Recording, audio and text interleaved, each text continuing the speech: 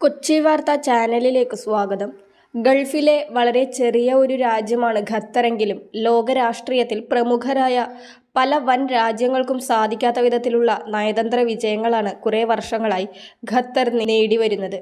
CNN-നോടും BBC-യോടും രീതിയിൽ ലോകം മുഴുവൻ ശ്രദ്ധിക്കുന്ന അൽ ജസീറ ചാനലും ഖത്തറിലാണ് പ്രവർത്തിക്കുന്നത്. ഏറ്റവും ഒടുവിലായി ഇസ്രായേലും അമേരിക്കയും ഇറാനും തമ്മിലുള്ള യുദ്ധത്തിന് വിരാമം ഇടുന്നതിനുള്ള നയതന്ത്ര നീക്കങ്ങളും ഖത്തറിന്റെ ഭാഗത്തു നിന്നാണ് വന്നതെന്ന റിപ്പോർട്ടുകളാണ് ഇപ്പോൾ വരുന്നത്. ഇസ്രായേലും ഇറാനും തമ്മിലുള്ള സംഘർഷം അവസാനിപ്പിക്കുന്നതിൽ നിർണായക മധ്യസ്ഥന്റെ പങ്ക് വഹിച്ചത് ഖത്തറാണ്.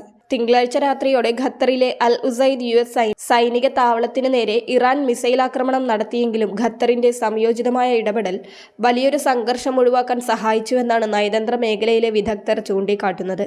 ആക്രമണത്തിന് തൊട്ടുപിന്നാലെ ഖത്തർ വിദേശകാര്യ മന്ത്രാലയ വക്താവ് മാജിദ് അൽ അൻസാരി ഇറാനെതിരെ ശക്തമായ പ്രതികരണം നടത്തുന്നതാണ് കണ്ടത്. എന്നാൽ തിരശ്ശീലയ്ക്ക് പിന്നിൽ ഖത്തർ അതിനോടകം തന്നെ അമേരിക്കൻ സഖ്യകക്ഷികളുമായും ഇറാൻ സർക്കാരുമായും രഹസ്യ ചർച്ചകൾ ആരംഭിച്ചിരുന്നു.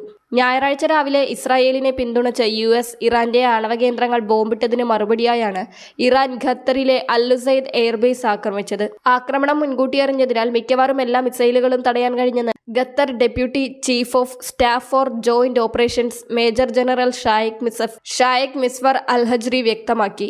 അതായത് ആക്രമണം ഇറാൻ ഖത്തറിനെയും ഖത്തർ അമേരിക്കയും നേരത്തെ തന്നെ അറിയിച്ചിരുന്നു.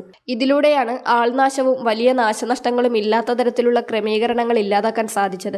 ചൊവ്വാഴ്ച ഖത്തർ വിദേശകാര്യ മന്ത്രാലയം ദോഹയിലെ ഇറാൻ അംബാസഡറെ വിളിച്ചു വരുത്തി പ്രതീകാത്മകമായി പ്രതിഷേധിച്ചെങ്കിലും ഇറാനെതിരെ യാതൊരു തരത്തിലുള്ള കടുത്ത പ്രതികരണങ്ങളും ഉണ്ടായില്ല. പ്രഖ്യാപിക്കുന്നതിൽ നിന്ന് പെട്ടെന്ന് മധ്യസ്ഥന്റെ റോളിലേക്ക് മാറിയത് ഖത്തറിന്റെ നയതന്ത്ര വൈദഗ്ധ്യത്തെയാണ് കാണിക്കുന്നതെന്ന് 2013 മുതൽ 2015 വരെ ഖത്തറിൽ ബ്രിട്ടന്റെ സ്ഥാനപതിയായിരുന്ന നിക്കോളാസ് ഹോപ്റ്റൺ നിരീക്ഷിക്കുന്നതായി ന്യൂയോർക്ക് ടൈംസ് റിപ്പോർട്ട് ചെയ്തിരുന്നു.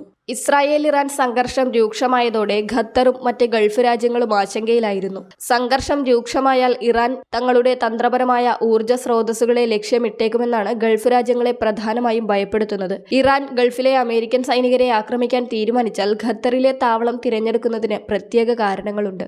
ഖത്തറിനെയാണ് ആദ്യം ആക്രമിക്കുന്നതെങ്കിൽ സംഘർഷം വർദ്ധിപ്പിക്കുന്നതിനോ ഗൾഫ് അറബ് രാജ്യങ്ങളുമായുള്ള ബന്ധം തകർക്കുന്നതിനോ ഉള്ള സാധ്യത മറ്റുള്ളവയെ അപേക്ഷിച്ച് വളരെ കുറവാണ്. ഖത്തർ, എമിറേറ്റ് മറ്റ് ഗൾഫ് രാജ്യങ്ങളെ അപേക്ഷിച്ച് ഇറാനുമായി സാധാരണയായി വളരെ അടുത്ത ബന്ധം പുലർത്തുന്ന രാജ്യമാണ്. 2023 ഒക്ടോബറിൽ ഗാസയിൽ യുദ്ധം തുടങ്ങിയതിനു ശേഷം ഇസ്രായേലിനും ഹമാസിനുമിടയിൽ മധ്യസ്ഥന്റെ പങ്ക് വഹിക്കുന്നതിൽ ഖത്തർ മുൻനിരയിലുണ്ടായിരുന്നു. ഖത്തറിന് പകരം ഇറാൻ മറ്റേതെങ്കിലും ഗൾഫ് രാജ്യത്തെ അമേരിക്കൻ സേനയെ ആക്രമിച്ചിരുന്നെങ്കിൽ സാഹചര്യം കൂടുതൽ സങ്കീർണമായേനെ. ട്രംപ് ഭരണകൂടത്തിനു വേണ്ടി ഖത്തർ ഇറാനുമായി ഇടപെട്ടിരുന്നുവെന്ന് 3 നയതന്ത്രജ്ഞർ ഇതിനോടകം തന്നെ വെളിപ്പെടുത്തിയിട്ടുണ്ട്. ഇസ്രായേൽ ഒരു അമേരിക്കൻ വെടിനിർത്തൽ നിർദ്ദേശത്തിന് അംഗീകാരം നൽകിയതായി ട്രംപ് ഖത്തർ അമീർ Sheikh Tamim bin Hamad Al താനിയോട് പറഞ്ഞിരുന്നതായും റിപ്പോർട്ടുകൾ സൂചിപ്പിക്കുന്നു. വെടിനിർത്തൽ നിർദ്ദേശത്തിന് അനുകൂലമായി ഇറാനെ പ്രേരിപ്പിക്കാൻ പ്രസിഡന്റ് ഖത്തറിനോട് അഭ്യർത്ഥിച്ചു. തുടർന്ന് ഖത്തർ പ്രധാനമന്ത്രി ഷെയ്ഖ് മുഹമ്മദ് ബിൻ അബ്ദുൽ റഹ്മാൻ അൽ താനി തിങ്കളാഴ്ച വൈകുന്നേരത്തോടെ ഇറാൻ നേതൃത്വവുമായി നടത്തിയ സംഭാഷണത്തിൽ വെടിനിർത്തലിനായി ഇറാനെ പ്രേരിപ്പിച്ചു.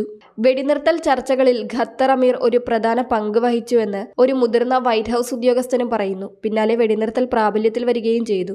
ഈ പ്രതിസന്ധി കൈകാര്യം ചെയ്ത രീതി US-ഉമായുള്ള ബന്ധത്തിന് ഖത്തർ നൽകുന്ന മൂല്യം വ്യക്തമാക്കുന്നുവെന്ന് മുൻ ബ്രിട്ടീഷ് നയതന്ത്രജ്ഞനായ ഹോപ്റ്റണും പറഞ്ഞു.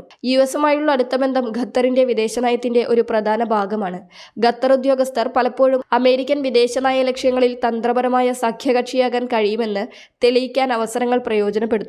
ചെറിയ സൈന്യമുള്ള ഖത്തർ സുരക്ഷയ്ക്കായി US-നെയാണ് പ്രധാനമായും ആശ്രയിക്കുന്നത്. കൂടുതൽ വാർത്താ അറിയിപ്പുകൾക്കായി കൊച്ചി വാർത്താ ചാനൽ സബ്സ്ക്രൈബ് ചെയ്യുക.